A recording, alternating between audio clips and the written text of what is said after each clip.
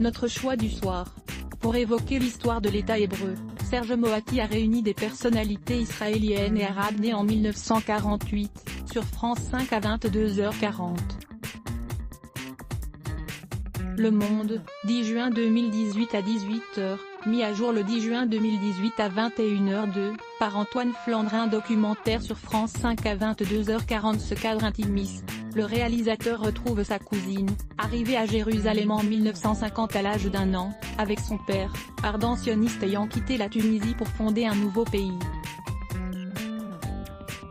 L'écrivain Meir Shalev, le diplomate Daniel Sheikh, l'actrice de cinéma Gila Almagor, les anciens du Shinebet Carmi Gilon et Ami Ayalon, ainsi que l'écrivain israélien arabe Ibrahim Abdelkader, le rejoignent également derrière cette table, donnant chacun leurs impressions sur les événements qui ont marqué l'histoire tourmentée d'Israël, de la déclaration d'indépendance en 1948 aux années Netanyahou.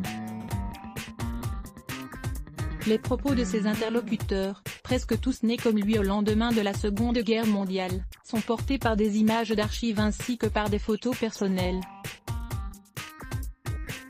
Précaution sémantique. La proximité que Serge Moati entretient avec eux, il finit par tous les tutoyer, est touchante.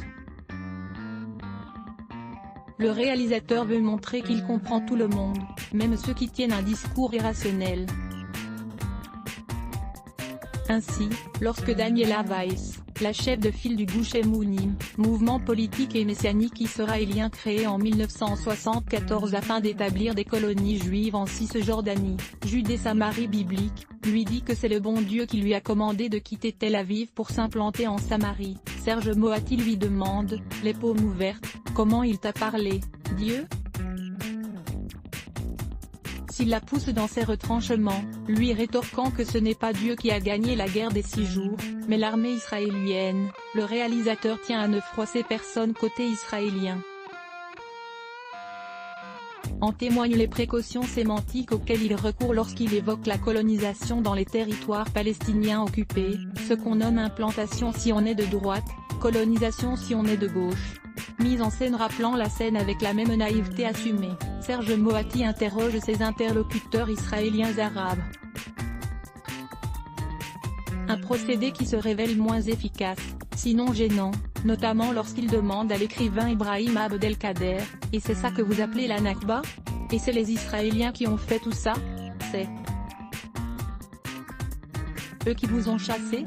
Non content de dialoguer avec les uns et les autres, le réalisateur les réunit à l'occasion d'un déjeuner au Café Israël, préparé par la cuisinière israélienne arabe Miassar Seri. Placé au milieu de la tablée, dans une mise en scène rappelant curieusement la scène, Serge Moati invite ses convives à parler de leurs tragédies respectives.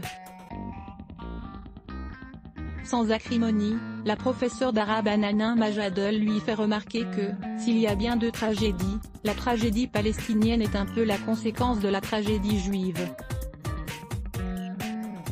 Ce à quoi Tsevia Walden, la fille de Shimon Peres, répond que si ça ne coûte rien de reconnaître que les Palestiniens ont vécu un drame, on ne compare pas les drames. Ces moments fraternels accentuent le caractère mélancolique qui habite ce film. Comme Daniel Sheikh et le journaliste Daniel Ben Simon, Serge Moati regrette l'échec des accords d'Oslo de 1993. Chargeant la politique de Bibi Netanyahou, il renvoie dos à dos les colons et le Hamas, qui ont, selon lui, compromis les chances de paix en invitant Dieu à la table des négociations. Il était une fois, Israël, de Serge Moati, fr. 2018, 55 minutes.